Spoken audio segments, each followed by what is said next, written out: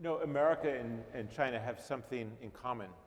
We both think we're exceptional, which makes us not very exceptional.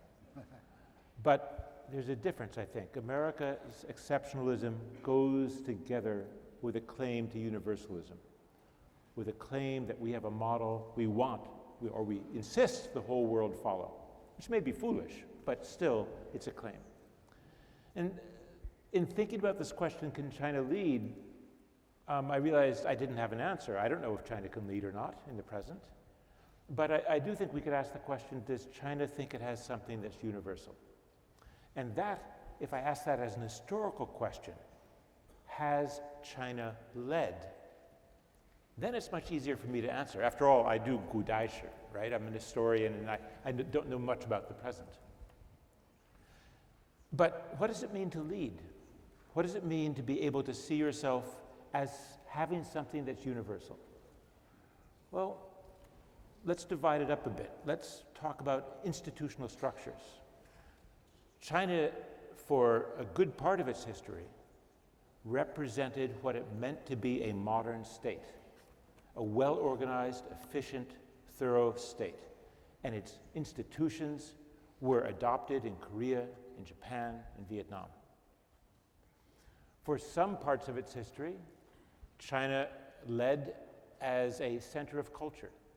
Its poetry, its version of history, its Confucian classics, its way of painting, eating with chopsticks, living in cities that had a grid layout, all this was a Chinese cultural model, and others adopted it.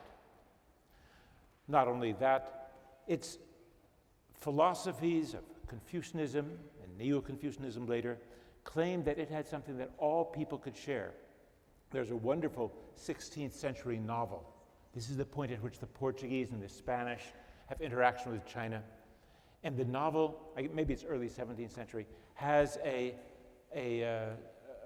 woman from China going to marry the son of the king of Folangi, meaning just generally Europe at the time, Portugal, Europe. And the goal is to bring one Hua to Europe, right? So that's that sense that we have culture, that we can share it is there. In fact, that culture with examination systems, a way of choosing officials, became the model for the British civil service, which then influenced the American civil service.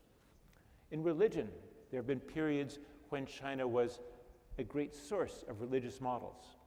The kind of Buddhism we see in East Asia comes from China. It was the Chinese version of Buddhism, a Buddhism that accepted the authority of the state that was adopted in East Asia. Economically, in the Tang, when the Tang was the greatest country in the world, the largest cities, the biggest market, well, that reappears to some extent in the late Ming too. Many of you may not know that in the late 16th century, in the 17th century, on into the 18th century, 30% of the silver that was mined in the Americas in the New World flowed to China. It had the largest market of any country in the world.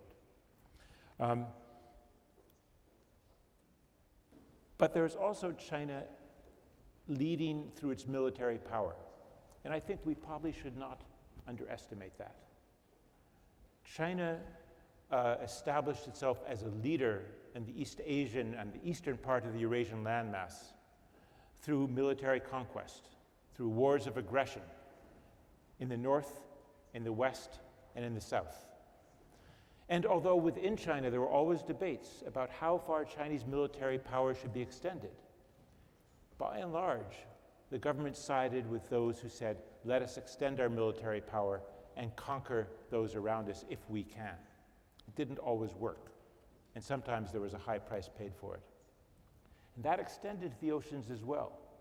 Today we talk about how wonderful it was that Zheng He in the early Ming and the Yongle period sailed across the oceans. But perhaps we forget that one of the roles of Zheng He and his fleet was to settle the peace in Southeast Asia, to remove kings and rulers and replace them with others that would be more friendly. And when we think about that little question of those islands and the South China Sea today, we might keep in mind that there's a history there as well. The question of can China lead is, historically speaking, not a problem. China has led in many different ways at many different periods. How all this will go together in the present is a question I leave to my colleagues here. Thank you.